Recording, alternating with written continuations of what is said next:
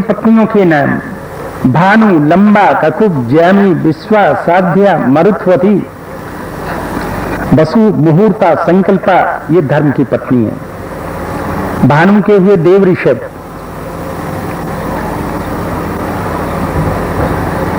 इनके हुए इंद्रसेन, लंबा के पुत्र हुए विद्योत, उनके हुए स्तनयित्तु, ककुब के पुत्र हुए संकट, उनके पुत्र हुए कीकट, कीकट से दुर्गाभिमानी देवता उत्पन्न हुए। दक्ष की कन्या ज्यामी से स्वर्ग उत्पन्न हुआ, स्वर्ग के हुए नंदी, विश्वा के विश्वदेव हुए, सब निसंतान हुए। साध्या के साध्य गण हुए, उनका पुत्र अर्थ सिद्धि। मरुत्वती के मरुत्वान और जयंत दो पुत्र हुए, उनमें जयंत जो हैं वो स्वर्ग में भगवान के ये स्वरूप भूत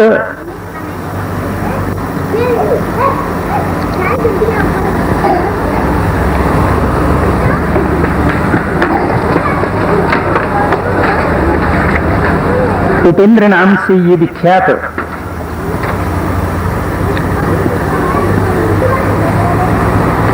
ये स्वर्ग में रहते हैं। देवता के लिए महौतिक नाम के देवता जो प्राणियों के अपने कर्मों के फल को प्रदान जो करते हैं समय समय पर।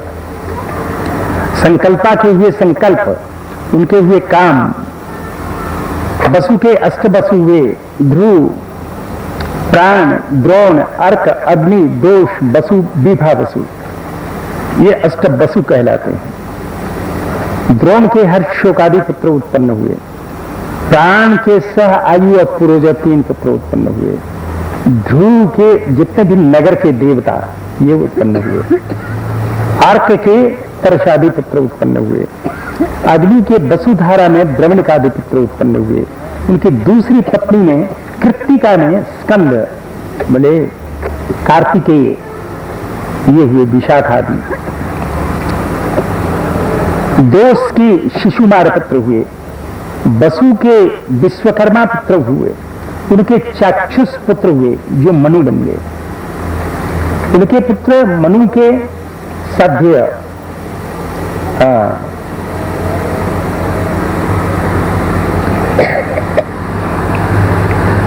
अग्नि के विष्ट, रोचि और आतप, ये 3 पुत्र उत्पन्न हुए।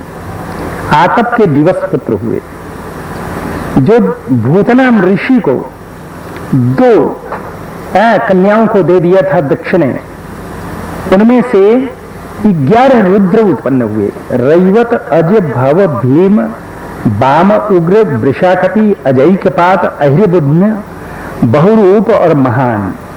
अब दूसरी पत्नी से भूत, प्रेत, विनायक आदि रुद्र पार्षद उत्पन्न हुए। त्रिशास्व को दे दिया था 2 कन्याओं को। उनमें से एक में से तुप पितर उत्पन्न हुए और दूसरे में से वेद ही जो है पुत्र रूप में उत्पन्न हुए।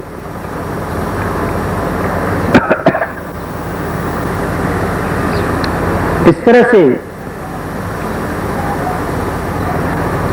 जो कश्यप जी को 4 कन्याएं दे दिया था, उनमें से बिनता, कद्रू, पतंगी और यामिनी है। पतंगी से पक्षी सब हुए, यामिनी से सब सलभ, वर्षा में जो कीट पतंग आदि होते हैं। गरुड़ जी भगवान विष्णु के वाहन बन गए। अरुण सूर्य के सारथी बन गए।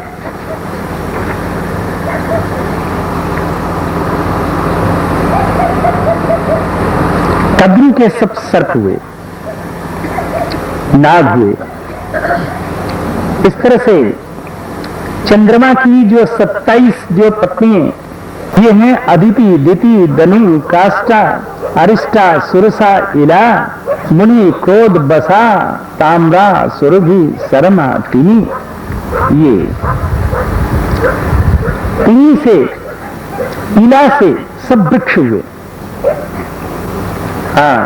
टिनी से सब जलचर हुए, जल के जितने भी जंतु। शर्मा से सब 5 नख वाले कुत्ते इत्यादि। सुरभि से सब फटे खुर वाले गाय भैंस आदि, ताम्रा से शेन गृद्ध आदि ये हुए। नीच से अप्सराएं उत्पन्न हुई, क्रोधवशा से सांप बिच्छू इत्यादि सर्प आदि हुए, इला से सब वृक्ष हुए, सुरसा से राक्षस हुए, अरिष्टा से गंधर्व हुए, काष्ठा से बिना फटे खुर वाले घोड़े गद्दे इत्यादि हुए। ये इस प्रकार के संतान कश्यप जी के।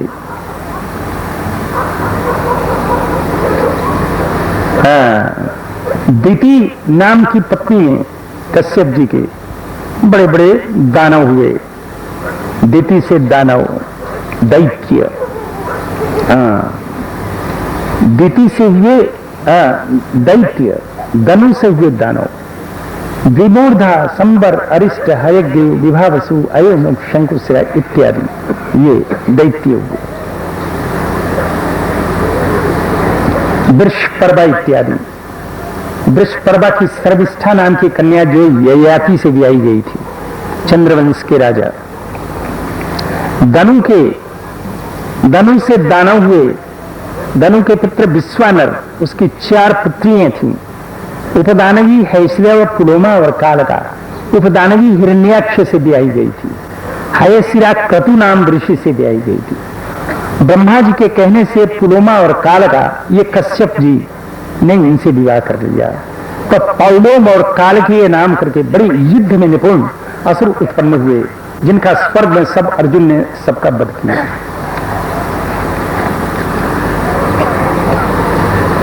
विप्रचित्ति की सिंहिका नाम की पत्नी में 100 पुत्र, सबसे बड़ा राहु, सबसे छोटा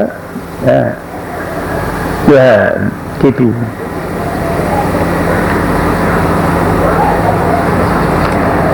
अदिति के 12 आदित्य, विवस्वान, अर्यमा, पूषा, त्वष्टा, सविता, भगधाता, विधाता, वरुण, मित्र, शक्र, उरुक्रम, ये 12 आदित्य कहलाते हैं। सूर्य के संज्ञा और छाया नाम की 2 पत्नियां थीं। 3 संतान दोनों से हुए। ये संज्ञा से श्राद्धदेव नाम करके मनु हुए और यमराज हुए और जमुना जी, ये 3 संतान। यही कभी बडवा बन गई घोड़ी, उससे अश्विनी कुमार उत्पन्न हुए। कश्यप जी की छाया नाम की पत्नी से ये सूर्य की छाया नाम की पत्नी से शनिदेव, सावरणी नाम के मनु और तपती नाम की कन्या, ये 3 संतान। ये कन्या संवरण ऋषि से ब्याही गई। अर्यमा के मातृका नाम की पत्नी में मनुष्य उत्पन्न हुए।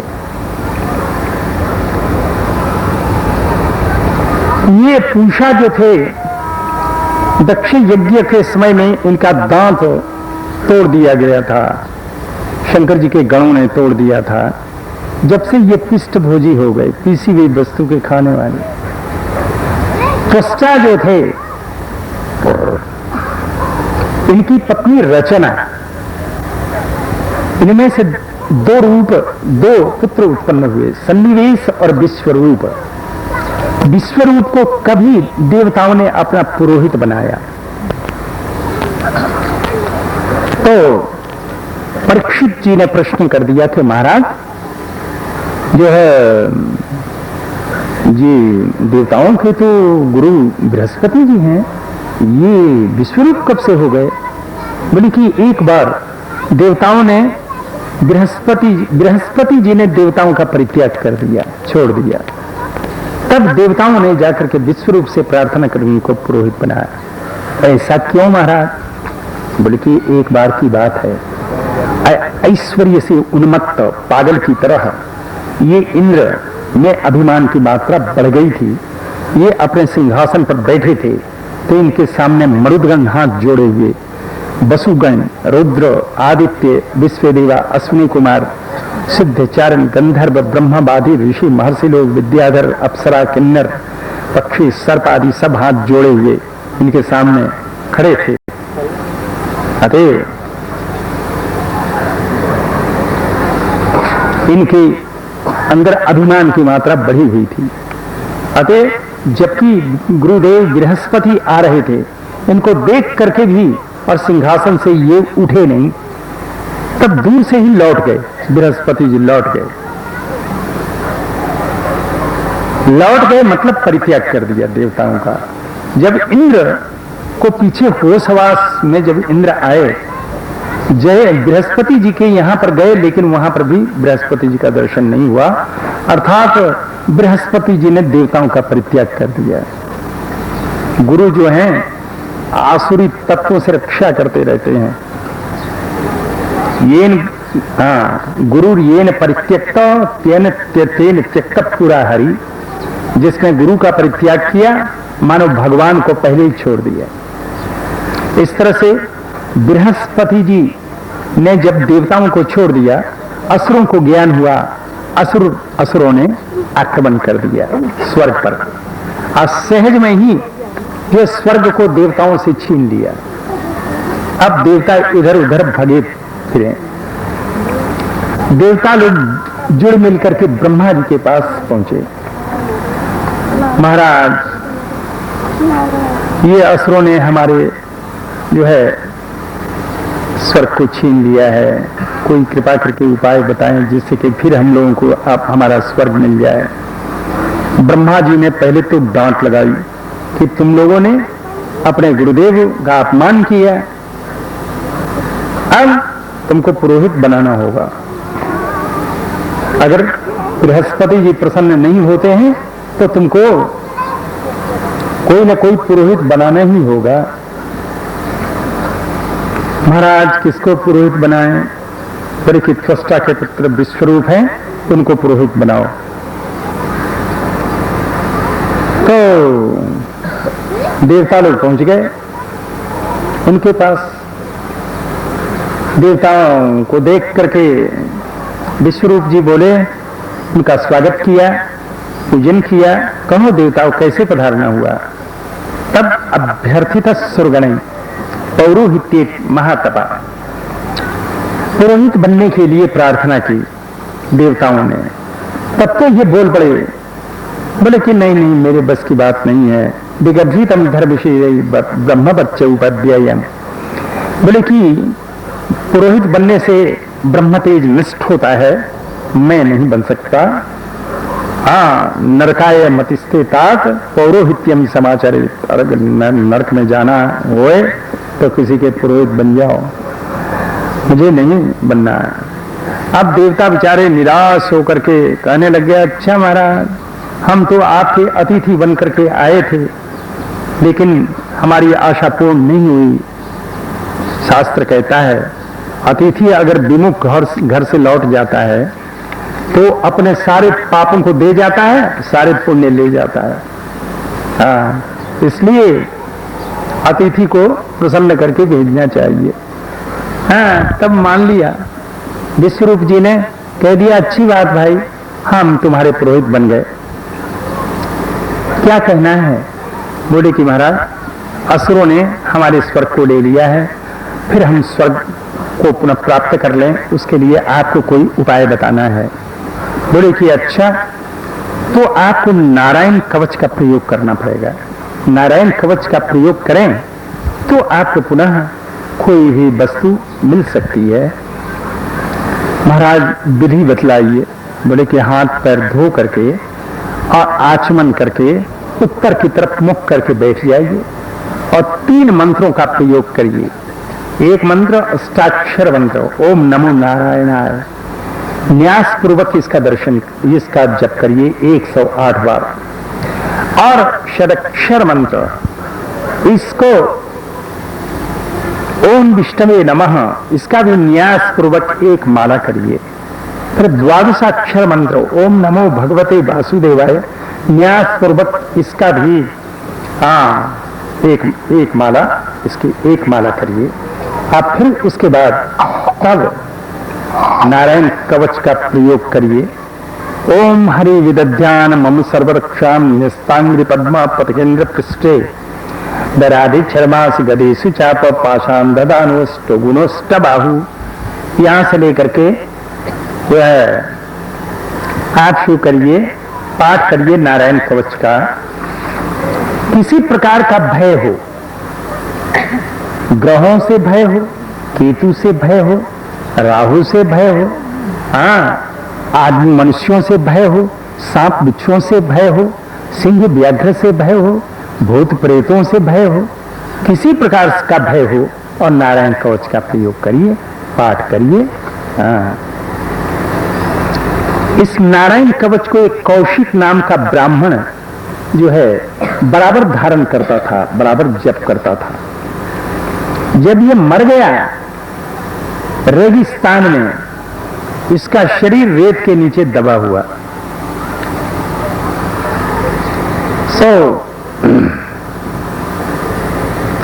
चित्ररथ नाम का गंधर्व एक बार अपने विमान से जैसे उनके शरीर के ऊपर से उड़ा कि उसका विमान नीचे गिर गया। ये कारण नहीं समझ सका चित्रकेतु, चित्ररथ, बोले कि मेरा विमान क्यों गिर गया। इतने में बालखिल्य ऋषि आ रहे थे, 60,000 अंगूठे के बराबर बराबर छोटे छोटे ऋषि लोग ये आ रहे थे।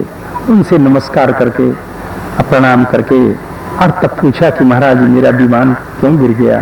तब उन्होंने बतलाया कि इस रेत के नीचे जो है कौशिक नाम ब्राह्मण की हड्डी दबी हुई है, इसका उल्लंघन कोई कर ही नहीं सकता, क्योंकि ये बराबर नारायण कवच को धारण करता था, अर्थात नारायण कवच का पाठ करता था ये। अतएव इसका उल्लंघन कर नहीं सकते।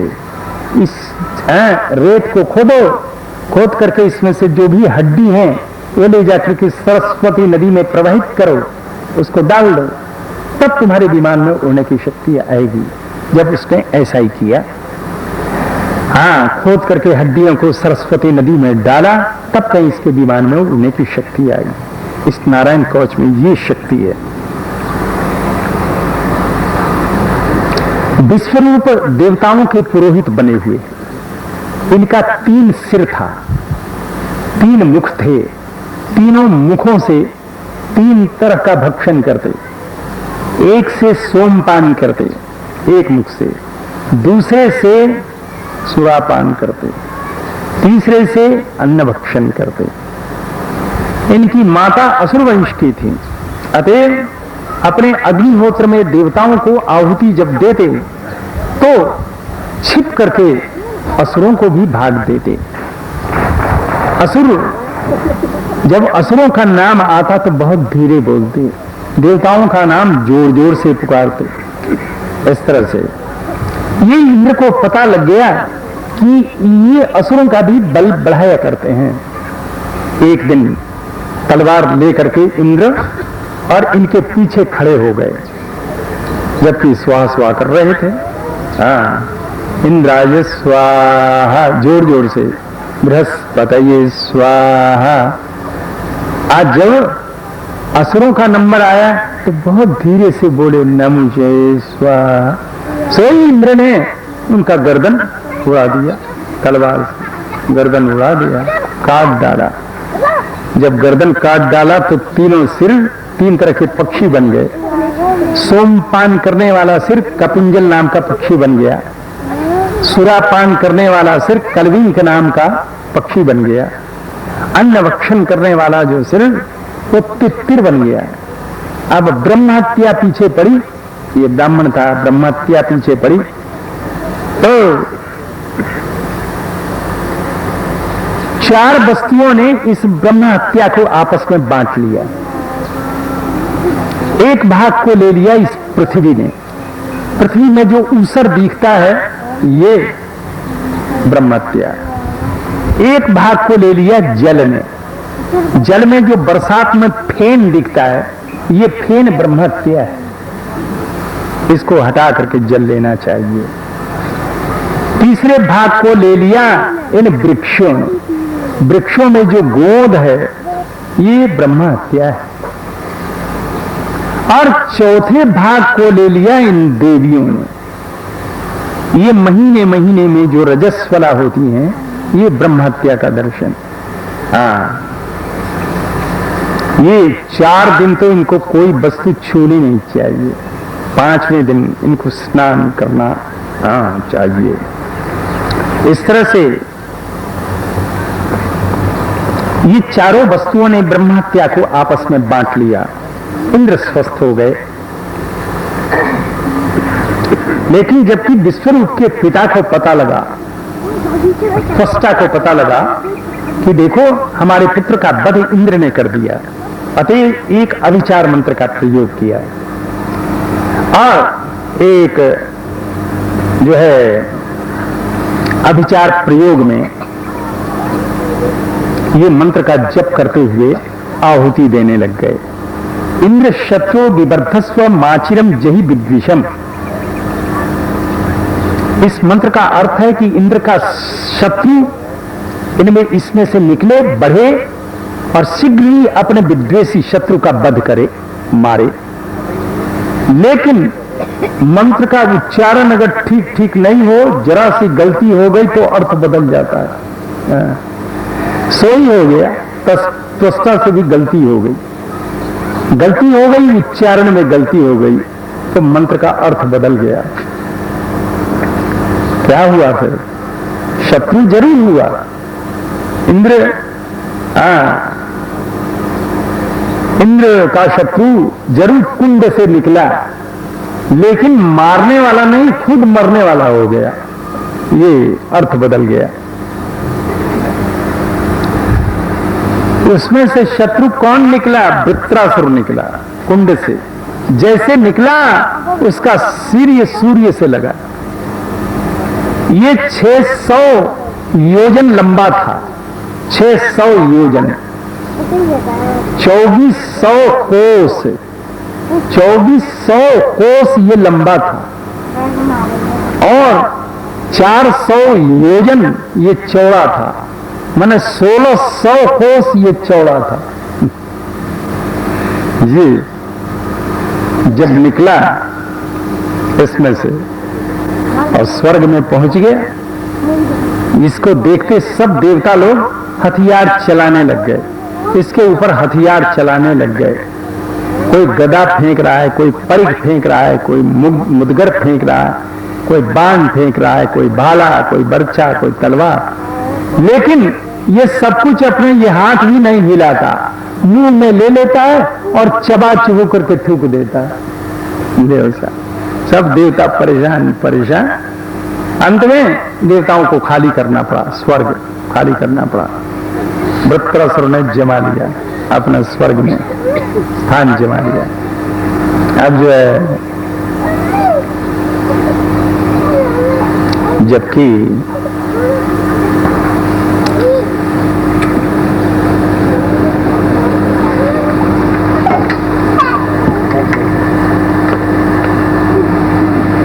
देवता लोग भगे भगे ब्रह्मा जी के पास गए। ब्रह्मा जी सब देवताओं को लेकर भगवान श्री हरि के पास पहुंचे। बहुत लंबी चौड़ी स्तुति की। भगवान फिर प्रकट हुए। प्रकट होकर के कहते हैं कि भैया ऐसे नहीं मरेगा। दधीचि ऋषि की हड्डी जाकर के लाओ, मेरे पास उपस्थित करो, मैं उसको उत्तम अस्त्र बना दूंगा। अभिमंत्रित करके उत्तम अस्त्र बना दूंगा, उसी से इसका वध होगा, ऐसे नहीं मरेगा। दधीचि ऋषि के पास सब देवता लोग पहुंच गए। दधीचि जी ने देवताओं को आए हुए देखकर सबका स्वागत किया, दंडवत प्रणाम किया। पूछा देवताओं कैसे आपका पधारना हुआ? बोले कि महाराज आपकी हड्डी चाहिए। कैसी हड्डी? थोड़ा बहुत हो तो इधर उधर से काट कूट करके आपको दे दें। नहीं महाराज, पसलियों समेत आपकी रीढ़ की पूरी हड्डी चाहिए। दधीचि बोले कि यो क्यों नहीं कहते कि अपने प्राण को दे दो? पसलियों समेत रीढ़ की हड्डी कोई बिना मरे कैसे मिलेगी? तो क्या तुमने समझ लिया कोई मरना कोई हंसी खेल है क्या, तमाशा है क्या? खत तुमने प्राण मांग लिया। बोले कि जीवन कितना प्यारा होता है ये तुमको मालूम नहीं है। खत तुमने मांग लिया, अपने प्राण को दे दो। अगर भगवान आए विष्णु और तुमसे कहेंगे जरा प्राण को दे दो कट, तो तुम सोचोगे हाँ कैसे दें प्राण को, बड़ा कठिन है प्राण निकालना, प्राण देना कोई तमाशा नहीं है। तब देवता बोले कुल्लु तद्दुस्तेजं ब्रह्मन् पुंसां भूतानुकंपिनां भवद्विधानां महतां पुण्य श्लोकेद्य कर्मणाम। महाराज आप जैसे महापुरुषों के लिए प्राणियों, सब प्राणियों पर कृपा करने वाले क्या नहीं त्याग कर सकते। लोग के निरंतर जो भगवत स्मरण में लगे रहते हैं, अगर स्वार्थी लोग दूसरे के संकट को समझें तो याचना ही क्यों करें। जबकि दधीची जी बोल पड़े, धर्मम वस्सोतु कामेन यूयम मे प्रत्युदाहृता। बोले कि आप लोगों के मुख से धर्म को सुनने के लिए ही मैंने ऐसा कहा था, नहीं तो हमारे लिए कोई अदेय वस्तु कुछ भी नहीं है। ये मैं जानता हूं कि शरीर का पात, शरीर का पतन एक न एक दिन होगा, ये शरीर एक न एक दिन नष्ट हो जाएगा। अगर ये किसी के काम में आ जाए तो बहुत अच्छी बात है। ये कह करके और आसन जमा करके समाधि लगा ली और समाधि में सारे प्राणों को ऊपर उठा करके मूर्धा में अवस्थित कर लिया और मस्तक को फोड़ करके भगवत धाम को चले गए। दधीची जी खाली ये शरीर रह गया। इंद्र गाय बन करके और चाटने लग गए, चाट चाट के सब चमड़ा मांस मेद वगैरह चाट चाट के हड्डी हड्डी रह गई। तब इस तरह से उसको ले जाकर के भगवान विष्णु के समीप में रख दिया। भगवान ने उस अस्त्र को अपने वैष्णव मंत्र से उत्तम अस्त्र वज्र नाम का अस्त्र बना दिया। वज्र पर भगवान को अपनी शक्ति का 3 भाग करके उस पर रखना पड़ा। एक भाग तो इंद्र को देना पड़ा कि ये वृत्रासुर का वध कर सकेंगे, एक भाग वज्र को दिया जिससे कि ये मार सकेगा, और एक भाग दिया पृथ्वी को कि जब ये मर करके गिरेगा तो पृथ्वी इसको झेल सकेगी। हाँ, जो 2400 कोस लंबा था, 4800 मील, इतना लंबा था। आपका हवाई जहाज भी इतना दूर नहीं उड़ता। ऐसे ही चौड़ा था, 1600 कोस चौड़ा। इस तरह से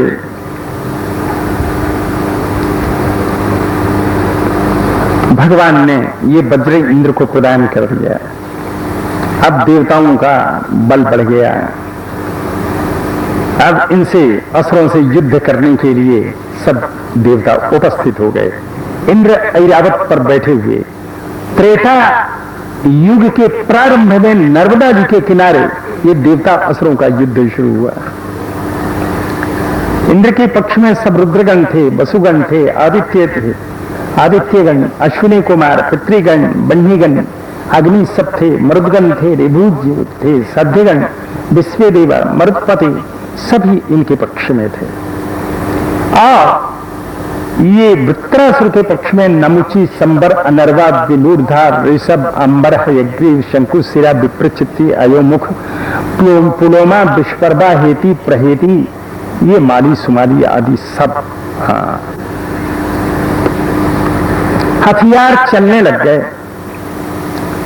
जो गदा, परिघ, बाण, प्रास, मुदगर, तोमर, त्रिशूल, शूल, परशु, तलवार, शतग्नि, भुजंडी, ये हथियार वीरों का सिर कट कट के पृथ्वी पर गिरने लग गया। रक्त की नदी बह चली। उस नदी में जो है टूटा हुआ रथ, मरे हुए घोड़े, ये सब बहने लग गए। किसी का सिर कटा हुआ है हाथ में तलवार लेकर के और वो दौड़ रहा है। जो है वीरों के पैर से उठी हुई धूली आकाश में व्याप्त हो गई। धूल धूल चारों तरफ मारो काटो, यही शब्द सुनाई पड़ रहा। इस तरह से भयंकर युद्ध हुआ। देवताओं को बल प्राप्त है, भगवान विष्णु जिस पक्ष में है। सो असुरों के पैर उखड़ गए, अब ये असुर लोग भागने लग गए। तब ये वृत्रासुर भागते हुए असुरों की अपनी सेना को देख करके हंस करके कहता है, अरे भैया विप्रचित्ते, ऐ नमचे, ऐ पुलोमन, ऐ मैं अनवा अंबर, मेरी बात को सुनो। जो उत्पन्न हुआ है उसकी मृत्यु सुनिश्चित है।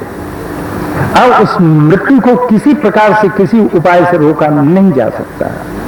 तो देखो यहां पर दो तरह की मृत्यु प्रशंसनीय है।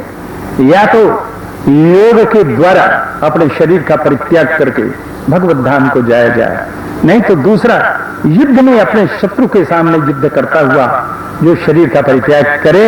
बस ये दो ही मृत्यु प्रशंसनीय है। बाकी कुत्ते की मौत इस तरह से, लेकिन इसकी बात को किसी ने नहीं सुना, सब भगते ही चले गए। अब ये देवताओं के सामने खड़े होकर के कहता है, मूर्ख हो, बल्कि इन भगे हुओं पर हथियार चलाना ये वीरों का काम नहीं है।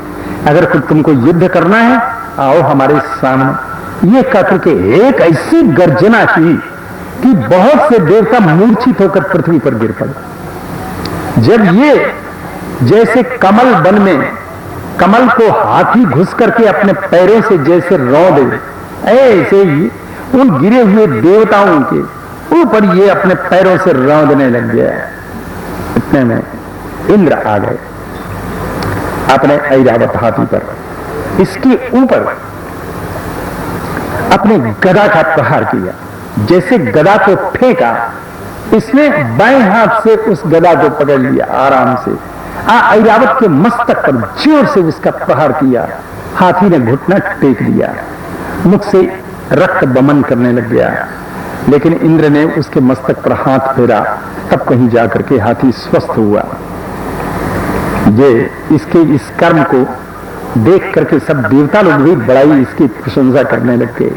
कितनी फुर्ती से उस गदा को इसने पकड़ा और कैसे प्रहार किया, किसी ने देखा, किसी ने नहीं देखा।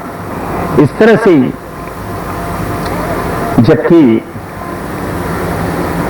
इंद्र को देख करके ये वृत्रासुर कहता है, दृष्टिया धमानवे समावस्थित हो रिपुर, बड़ी कोई प्रसन्नता की बात है कि तुम आज मेरे शत्रु आज मेरे सामने आ गए। एक तो तुम ब्रह्मा हत्यारे हो, दूसरे अपने गुरु के हत्यारे हो, तीसरे मेरे भाई के हत्यारे हो।